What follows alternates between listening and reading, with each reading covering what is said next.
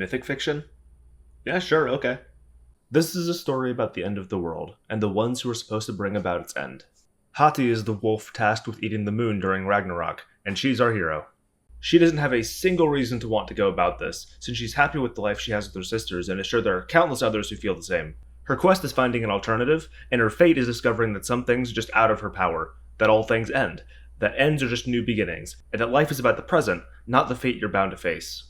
Fenrir is less conflicted, but it's because her part in Ragnarok is personal. Hati and Skull have to deal with the repercussions, even if Fenrir's duty of eating Odin is ultimately the bigger task. She's the Lancer. Fenrir understands the conflict her sister's in, but she also understands that this isn't something they can change the course of.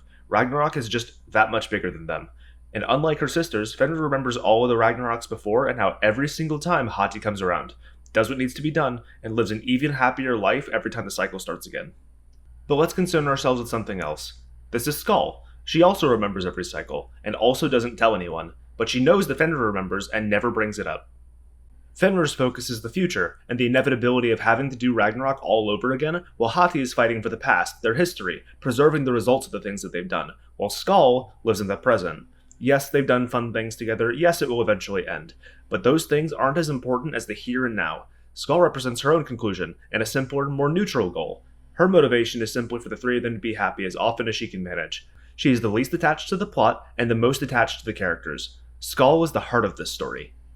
Ragnarok is the crux of Hati's struggle, but it's beyond Skull, so she instead focuses on the things that she can influence. Their values are almost entirely in line, but the priorities are different. And even so, you'll be pressed to find a moment when Skull isn't at Hati's side, because they're more than friends, they're sisters, and she knows her sister always struggles with this, and that she can make that struggle easier by being there for her.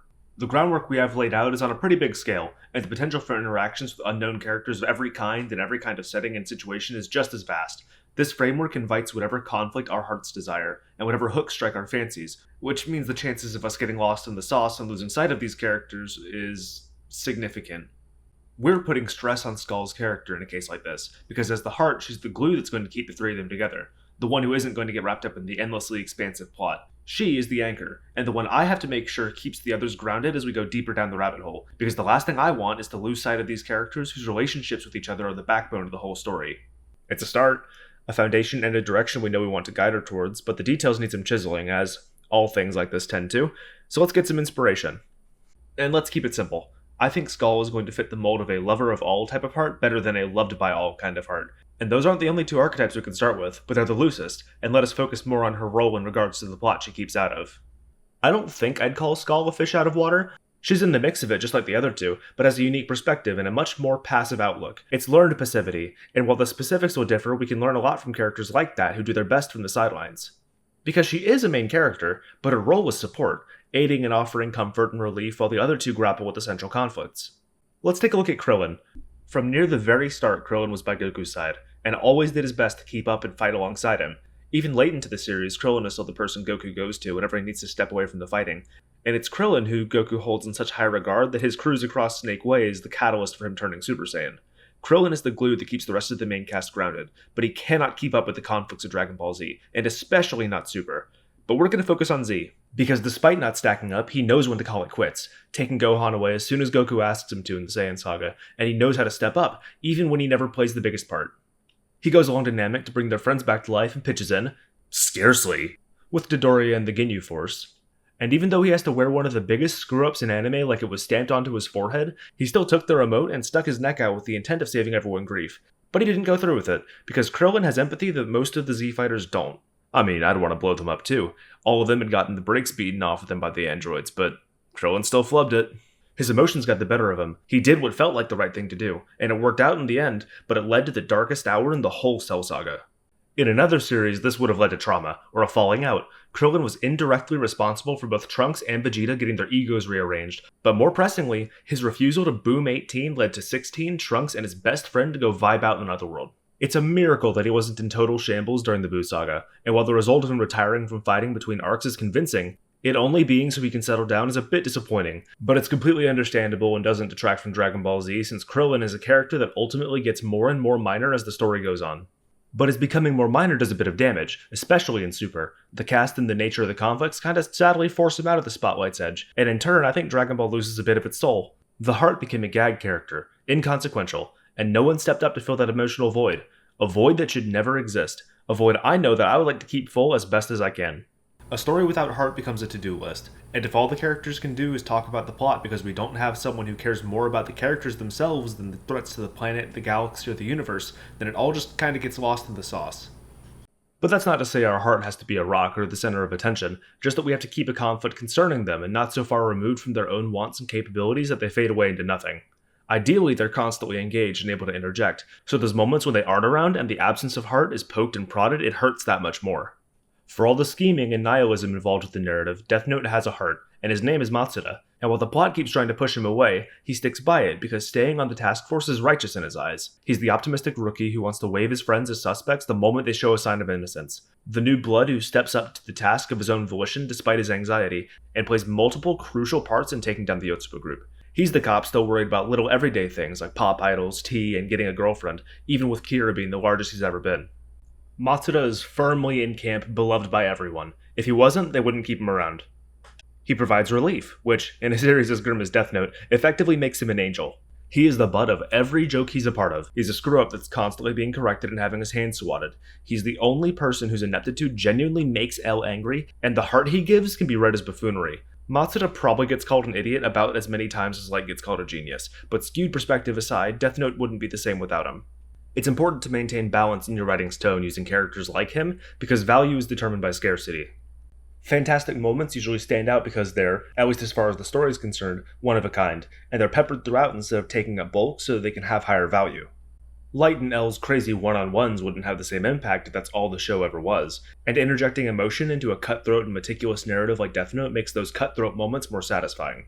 It's contrast that makes Matsuda shooting Light all the more powerful, especially because it's the only moment where the ray of sunshine burns out, and he gets darker than those around him. And in his outburst, he made Kira crumble by force. His emotions guided him, while the others were stranded by logic and promises, and it's there that the heart stands out even more. Consistency is the enemy of drama, and plans can only be exciting to watch go well a few times before something really needs to go terribly wrong. Think of it like this: would the ending of this story have been as impactful if they actually arrested Light and put him behind bars? No, because what we got was the raw turmoil of the nicest guy in the story throwing his codes and principles out the window because Light is an irredeemable dickhead and his emotions dictated action. Those emotions demanded that he go beyond getting serious and have to be restrained so he didn't wind up sending Light to the gulag. That's the kind of power you can capture through scarcity, the special moments when the heart starts caring about the plot. Those moments are special, but should stay scarce, because if the heart stops caring about the other characters, then the heart becomes something else. And that's not a bad thing. The heart is simultaneously a hug pillow and a powder keg. Some explode outwards, while some explode inwards. But when they explode, it tends to be violent. Or at least violent by their typical standards. And that's because trauma is our gunpowder.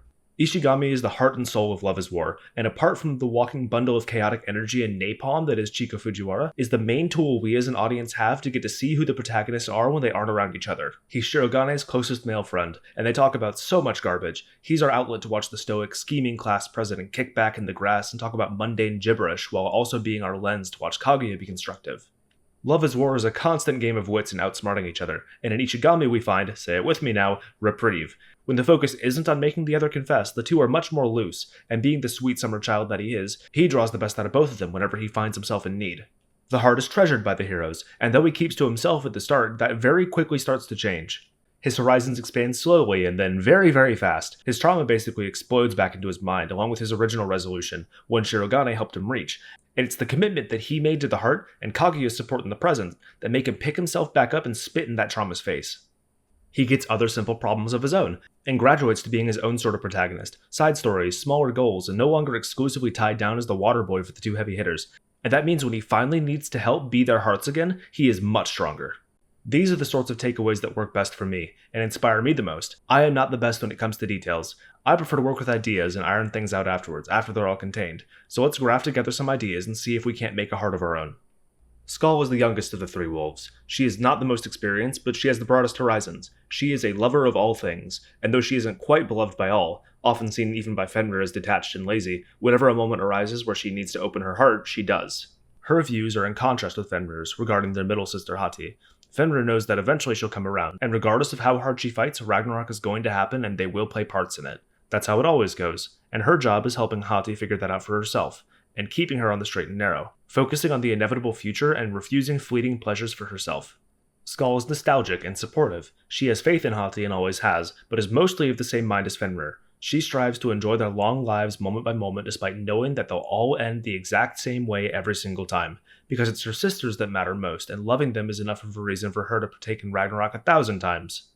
In that same vein, if Hati were ever to find a lead, she'd be the first to support her as much as she could, and if something ever happened to Hati, she'd be the one to cause carnage. Both of their relationships, as the Heart and the Lancer, revolve around Hati and her own quest to save them. The Heart, when faced with odds they can't help overturn, can only support the hero and protect them from the Lancer's barbs. They can stay by their side and encourage them to keep looking, no matter how sure they might be that they'll come up with nothing. They can be nice for the entirety of the journey, a pillar of kindness and comfort for them to return to no matter where the adventure might take them, and they can have as much personality as I'm willing to give them, which, for the purpose I laid out, could just wind up being a function. A function of letting the hero exposit to them and offering them solutions mixed in with kind words, where they become a constant pit stop for the hero to visit whenever they hit a wall, where there's a near guarantee that they'll step away knowing exactly what to do. I don't want that. I like the thought of Skull offering her ears and shoulder whenever Hati needs them, but to me, Skull won't be the kind of heart that has all the answers or knows the right things to say. Her heart is her intentions, and imperfect execution humanizes her, and proves the depths of her sisterly bonds. Maybe Hati gets it, and the sentiment is enough to lift her back on her feet. Maybe Fenrir doesn't and needs the right thing to be said, and she barks back at Skull for wasting her time. Maybe that doesn't bother her.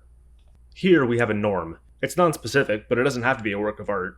The norm is our first building block, and from here we can build our characters up as individuals. We can develop the two tangents from the Heart, the hero and the Lancer, the most important pair in the story, by letting how they treat the Heart be the seeds for their characters to grow. But before that, we have a question to answer. What happens if something changes? Let's say Hati gets a lead. The first to perk their ears up is going to be Skull, and the moment there's a proper call to action, the Heart will commit to it. The reasons could be dubious, wanting to look after Hati, or not believing it and wanting to see for herself. Or they could be supportive, blindly supportive even. There's a chance we can break the cycle, I'm with you all the way. Not considering the consequences. Or maybe the consequences make them concerned, doubtful, and the Heart becomes a hazard to keep the norm from being disturbed. What happens if she's gotten this lead before and ended badly? It stirs the pot. In that case, the Heart will bite at the hero, no matter the influence they have over them. If it were traumatic, there might be punches thrown, or blood. Maybe not a confrontation at all. Maybe the Heart will bottle it up and recluse from the conflict even more. Maybe the hero will never know, but the Lancer will. Maybe this has happened a lot of times before, and that trauma kept piling and piling up and is going to spill over this time. What happens if she got this lead before and it went really well? It raises questions, like, if we know there's a way to fix this, why are Skull and Fenrir being standoffish? Why are they not telling Hati about it and picking up where they leave off? They both will have ulterior motives, and the Lancers will often be external, revenge, politics, disturbance of the norm, maybe a contract with Odin or something, I don't know. But the Hearts will always be personal. It will always concern the hero's well-being and not the greater consequences of the things they do, because the Heart will always be with the hero, even if not in body. The Heart will always be guided by emotion. They'll be drawn to and bound to the plot and other characters by their feelings. They will act because those feelings are stoked or those things and people those feelings belong to are threatened. There is not a motivator quite like because I felt like it, and that sounds reductive, I know, but feelings are primal. They are things most living creatures have since birth. And if your story can stoke those feelings in readers, then it's the characters who act in kind that will steal their hearts, because the Heart is there to touch the audience too.